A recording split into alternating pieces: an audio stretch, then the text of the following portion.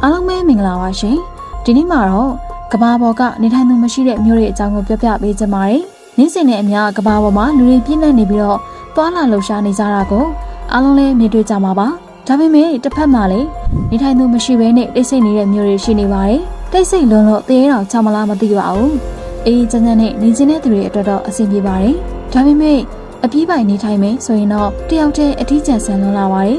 နေသူမရှိပဲတိတ်ဆိတ်၆ခန့်နေတဲ့နေရာတွေကိုဒီဗီဒီယိုလေးနဲ့အတူအရင်ဆုံးကြည့်လိုက်ကြရအောင်နံပါတ်1မိုင်းတွင်းမျိုးပြက်ကြီးတရုတ်ပင်လယ်အရှိတ်ချမ်းမှာရှိတဲ့ဟရှိမကျွန်းစုကြီးပဲဖြစ်ပါတယ်ရေပပတ်လည်းဝိုင်းရထားတဲ့ဒီကျွန်းကြီးကဂျပန်နိုင်ငံနာဂတ်စကီမြို့နဲ့15ကီလိုမီတာအကွာမှာတည်ရှိပါတယ်1810ခုနှစ်လောက်ကဒီကျွန်းပေါ်မှာကြောင်မီးသွေးတွေတိုးလောင်ထားတဲ့မြေအောက်ခန်းငယ်လေးကိုဂျပန်နေစတင်တွေ့ရှိခဲ့ပါတယ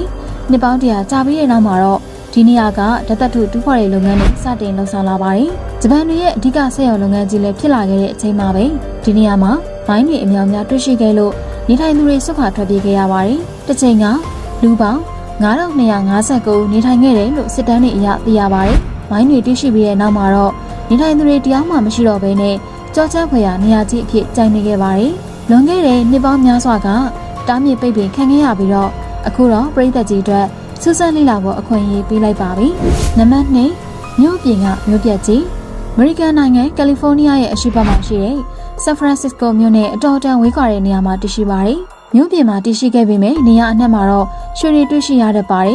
1889ခုနှစ်လောက်ကနေထိုင်သူဥယျာဉ်9000ကနေ9000တိရှိခဲ့ပြီးတော့1880ခုနှစ်မှာတော့ကယ်လီဖိုးနီးယားရဲ့ဒုတိယလူဦးရေအများဆုံးဖြစ်ခဲ့ပါတယ်ရွှေတွေကိုရှာဖွေဖို့တဖြည်းဖြည်းခက်ခဲလာတဲ့အချိန်မှာတော့မြို့ကိုပြစ်ခွာသူတွေများလာခဲ့ပါတယ်ဒီလိုနဲ့တစ်ချိန်ကဒုတိယလူကြီးအများဆုံးဖြစ်ခဲ့တဲ့မြို့ကအခုအချိန်မှာတော့နေထိုင်သူတယောက်မှတော့မရှိတော့ပါဘူး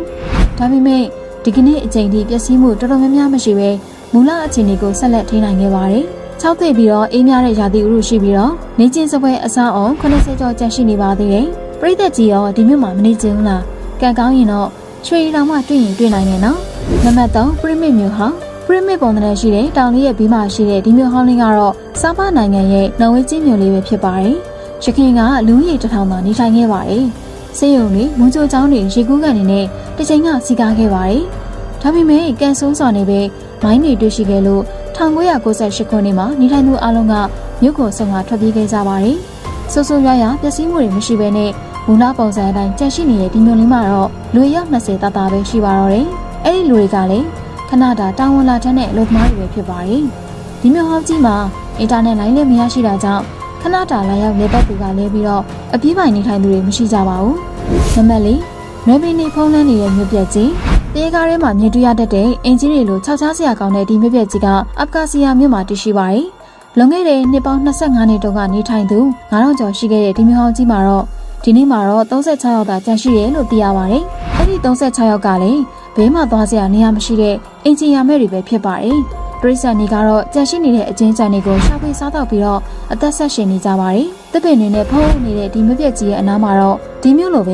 စိတ်ကြောက်ကြစရာကောင်းပြီးတော့နေထိုင်သူမရှိတဲ့တခြားမြို့တွေရှိနေပါသေးတယ်။နံပါတ်5မြက်ခင်းစိမ့်တွေကတ်တွင်နေတဲ့မြို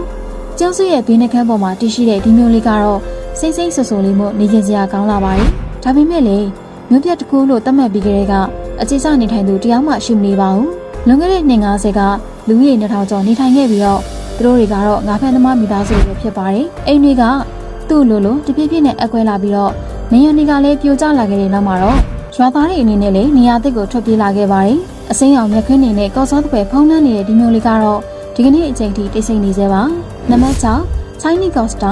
ခန်းကြားထွင်သွားပြီးကြီးမားလာတဲ့အဆောက်အအုံတွေနဲ့ပြည့်နှက်နေတဲ့မြို့ကတော့နေထိုင်သူမရှိဘူးဆိုတာဟုတ်ပါမလား။လူသူကင်းမဲ့တဲ့လမ်းတွေဝေယူသူမရှိတဲ့ကုန်တိုက်တွေနဲ့ကလေးတွေမရှိတဲ့မူချိုချောင်းတွေကတော့ဒီမြို့ကြီးထဲမှာ6ချောင်းဝယ်တရှိနေပါတယ်။အစိုးရကတော့မြို့ပြပုံစံသွင်းပြီးတော့ခင်မရနေထိုင်မှုဆောက်လုပ်ပေးခဲ့ပေမဲ့ဘာဖြစ်လို့နေထိုင်သူတွေရှိမနေတာလဲ။ဒါကတော့စိတ်ဝင်စားစရာပါပဲ။အခုလိုနေထိုင်သူတွေရှိနေတဲ့အကြောင်းရင်းကတော့အဆောက်အအုံတွေကဈေးရက်ကြီးနေလို့ပါပဲ။ဝယ်ယူဖို့မတတ်နိုင်တဲ့ဒီမြို့ကြီးထဲမှာအလုပ်ရဖို့ကလည်းအခက်အခဲများစွာရှိနေပါတယ်။ဒါကြောင့်လူတွေမသိသေးတဲ့ဒုစမ်းတဲ့အကြောင်းအရာတွေရှိနေတာကြောင့်လား။နံပါတ်9တဲရီဖုံးလန်းနေတဲ့မြို့ဟောင်းအဆောက်အအုံရဲ့တဝက်လောက်ထိကိုတဲရီဖုံးနေတဲ့ဒီမြို့ကြီးကတော့တဲခနာရလာထင်ရစေပါတယ်။နမီးဘီးယားနိုင်ငံရဲ့တောင်ဘက်ပိုင်းမှာတည်ရှိပါတယ်။1914ခုနှစ်ကမြေသားလူသမားတယောက်ကတန်ရှင်းရေးလုပ်နေစမှာပဲအမတ်မထင်မဲနဲ့စိန်တပွင့်ကိုကောက်ရခဲ့ပါတယ်။ အဲ့ဒီချိန်ကစလို့တစ်မျိုးလုံးကိုရှာဖွေကြည့်လိုက်တဲ့အခါမှာတော့များပြားလာတဲ့ကီလိုဂရမ်1000ကျော်ရှိတဲ့စိတ်တွေကိုရှာဖွေတွေ့ရှိခဲ့ပါတယ်။နှစ်ပေါင်းများစွာကြည့်ပြီးတဲ့နောက်မှာတော့ဒေသခံတွေကစတင်ပြောင်းရွှေ့လာခဲ့ကြပါတယ်။စိတ်နေရှာမတွေ့တော့လို့လားအကြောင်းတစ်ခုကိုကြောက်လားဆိုတာကတော့စိတ်ဝင်စားစရာပါပဲ။နံပါတ်၈တောင်ဆောင်ဘော်ကမြို့ဂရိဒီရဲ့ရှေးအောင်မွေမျိုးကိုနောက်ဆုံးတွေ့မြင်ရတဲ့အီတလီနိုင်ငံဂရိမြို့ရဲ့မြို့ဟောင်းကြီးတစ်ခုပဲဖြစ်ပါတယ်။1981 1983ခုနှစ်မှာရေကြီးမှုတွေဖြစ်ပွားပြီးတော့နေကျသူတွေက